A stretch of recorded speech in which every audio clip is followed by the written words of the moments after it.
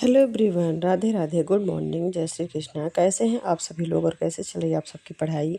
I hope आप सब बहुत अच्छे होंगे और आप सबकी पढ़ाई भी बहुत अच्छे से चल रही होगी। मैं भी ठीक हूँ और मेरी भी पढ़ाई ठीक तरीके से ही चल रही है। तो आज की मेरी ब्लॉग की शुरुआत हो रही है सुबह सुबह 9 बजे से। तो आज हम बना रहे थे लौकी का जो हमारे यहाँ बिंद क्षेत्र में इसको लवरा बोलते हैं। तो वही हम यहाँ पे बना रहे थे, तो सोचे आज का हमारा ब्लॉग भी हो जाएगा और वीडियो भी हो जाएगी और मेरा सुबह का ब्रेकफास्ट भी बन जाएगा। तो आज की वीडियो में हम बात करने वाले हैं कि हम एमपी टेट टीजीटी साइंस की तैयारी कैसे करें, हमारी स्मार्ट स्टडी कैसे हो, मतलब हम स्मार्ट तरीके से अपनी स्टडी को कैसे कंटिन्यू करें कि हमारा 2026 जो जुलाई में पेपर होगा उसमें सिलेक्शन हो जाए। क्योंकि आप लोगों को पता है कि जो अभी एसबी का नोटिफिकेशन आया है उसमें यही दिया है कि सिर्फ पात्रता परीक्षा से ही हमारा सिलेक्शन होगा।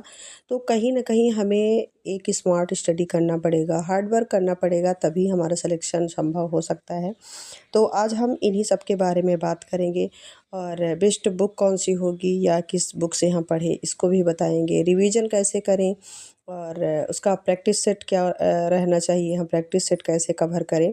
इन्हीं सब के बारे में हम आज बात कर रहे हैं। तो वीडियो में आप लोग कंटिन्यू बने रहिएगा। वीडियो पसंद आती है तो लाइक करिएगा, शेयर करिएगा, हाँ, और एक प्यारा सा कमेंट करना मत भूलिएगा। तो चलो वीडियो स्टार्ट करते हैं। तो देखिए, सबसे पहले बात ये है कि हमें स्मार्ट स्टडी कैसे करनी है, किस तरीके से हम पढ़ाई करें कि हमारा 2026 में सिलेक्शन हो जाए।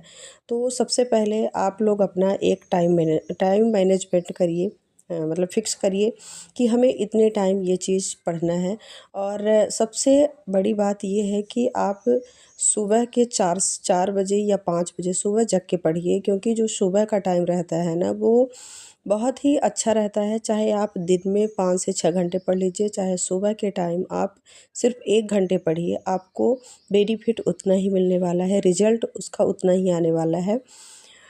क्योंकि सुबह का जो टाइम होता है वो बिल्कुल घर में शांति रहती है, घर का माहौल जो है वो बिल्कुल शांत रहता है।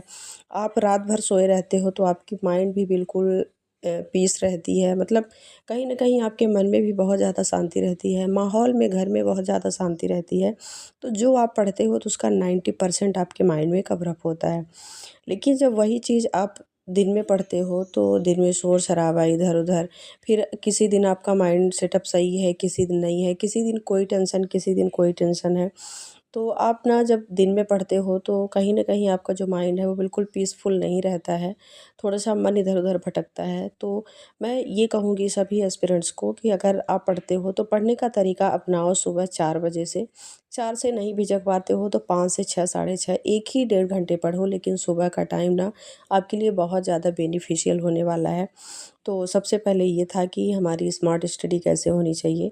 तो आप इसी तरह से अगर पढ़ाई करते हैं तो ये आपकी स्मार्ट स्टडी के अंतर्गत ही आएगा, क्योंकि सुबह का मैं बता ही रहा कि सुबह का माहौल बहुत अच्छा रहता है, आपका मन बिल्कुल शांतिपूर्ण रहता है। तो उस टाइम पे आप बिल्कुल पढ़ाई कर सकते हो।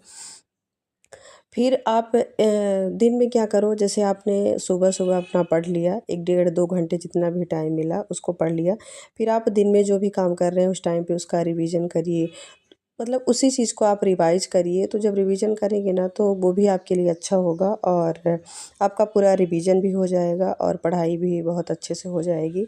तो बस ये है कि दिन में आप रिवीजन का तरीका अपनाइए और आप पढ़ाई करने का तरीका या कि रात में करिए या कि सुबह करिए।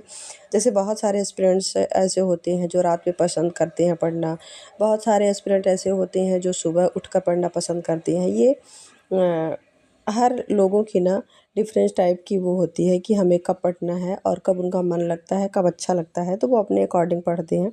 तो आप उस हिसाब से पढ़ाई कर सकते हैं, लेकिन जो दिन में है वो आप अपना बिल्कुल रिवीजन के लिए करिए, प्रैक्टिस सेट की लगाइए दिन में पूरा। तो आपको कहीं न कहीं उससे बहुत ज़्यादा बेनिफिट मिलने वाला है। तो ये है इस स्मार्ट स्टडी करने का तरीका। नंबर 2, हम कौन-सी बुक से पढ़ें या प्रैक्टिस सेट किससे लगाएँ, क्या करें? तो अभी हम प्रीवियस वीडियो में भी बता चुके हैं कि हमें किस बुक से तैयारी करना है, कैसे पढ़ना है। तो सबसे पहले आपको एनसीईआरटी बुक बिल्कुल कवर अप करना है।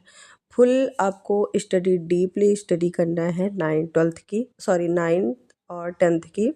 उसके साथ-साथ आपको यूथ कॉम्पिटिशन की बुक लेना है। फिर बहुत सारे ऑनलाइन ऑफलाइन प्रैक्टिस सेट आ रहे हैं वर्ग 2 के साइंस के, तो आप उसको भी परचेस कर लीजिए, उससे प्रैक्टिस सेट लगाइए, वो भी आपके लिए बहुत ज़्यादा बेनिफिशियल होने वाला है। तो आप उससे प्रैक्टिस सेट लगाइए। जो यूथ कंपटीशन की बुक है उसमें सारे chapter wise chapter solve paper जो दिए हैं उसमें क्या है, उसका नीचे फिर डिटेल किया गया है, एनालाइज किया गया है, तो उसका आप एनालाइज करें।